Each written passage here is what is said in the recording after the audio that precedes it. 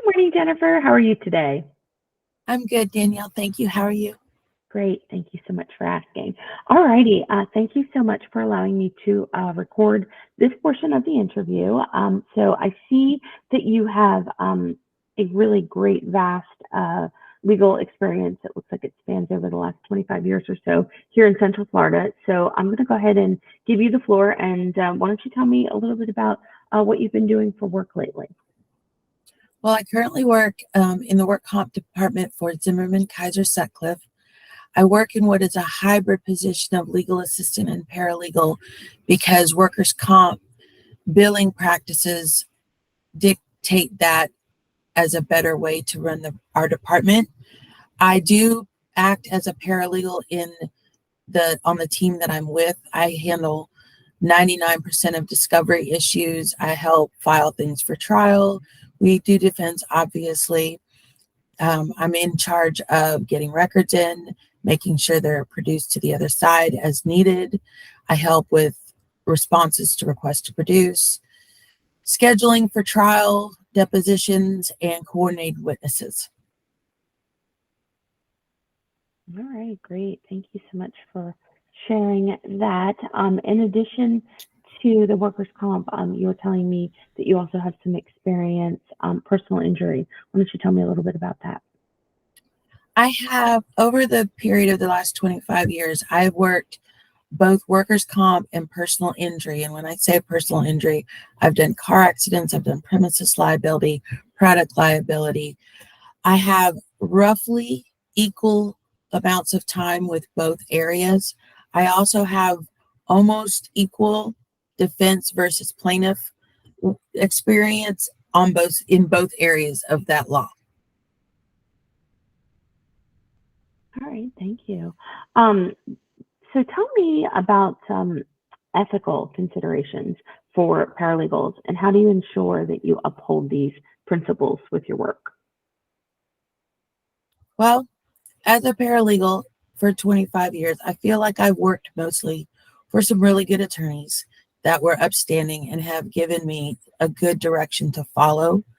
I don't like being asked to do things that are ethically questionable, and my personality is generally pretty direct and pretty open. I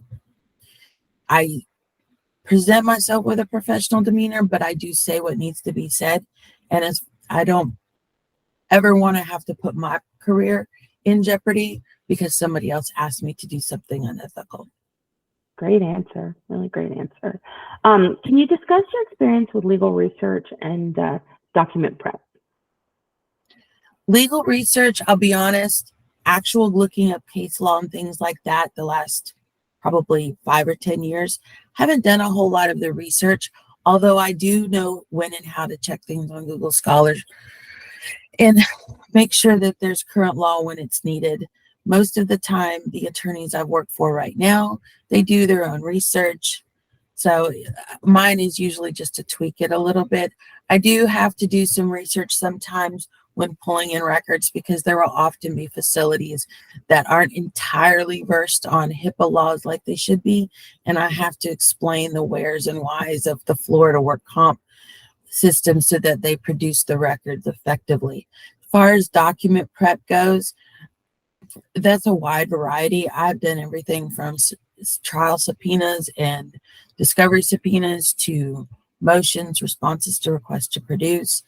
In my current capacity, the motions are not very complicated, but I do understand how to prep them, prepare an order, file it electronically, send it to the judge, make sure opposing counsel gets it. I know with motions that you have to ask for objections. There's certain good faith practices to follow. I've done everything from demand letters on the plaintiff side, complaints. There's not much I haven't done. I just will say in the last 5 years, it's been predominantly work comp. Okay, great. Definitely have the experience, that's for sure. So I'm going to go ahead and end this portion of the interview. Don't hang up yet. On something fun, on a little fun note. So you were sharing some some information with me before. So why don't you go ahead and share a fun fact of this week, what you've got going on? I thought that was Well, I'm so ecstatic. Yesterday at 1:50, my fourth grandchild was born. His little girl named Raylan, and she's beautiful.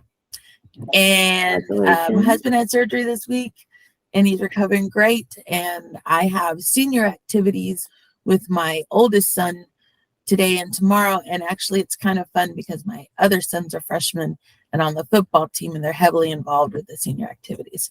So I get the mom cries lately. Yeah. So I think on Monday you're going to be able to finally breathe, right? You would Oh, think. wait. The graduation is when? The graduation is the 26th. I have a 4-year-old grandson who's got to graduate from VPK the day before. Okay. So there's lots of fun stuff going on. How do you balance all of that? I don't sleep.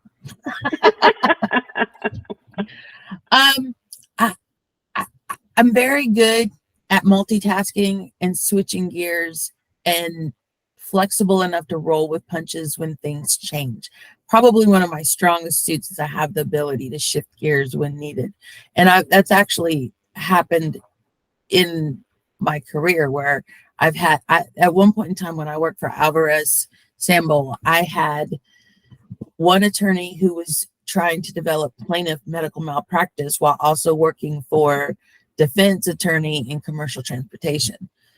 Wow. Okay. So I'm really good at switching gears, and I actually don't require a lot of sleep on top of everything that I just told you. For the last 9 years, and I just stepped down at the end of 2022, helped run a youth football and cheer program. I was on the executive board and the secretary, and everybody thought I was the president just because of how much I did.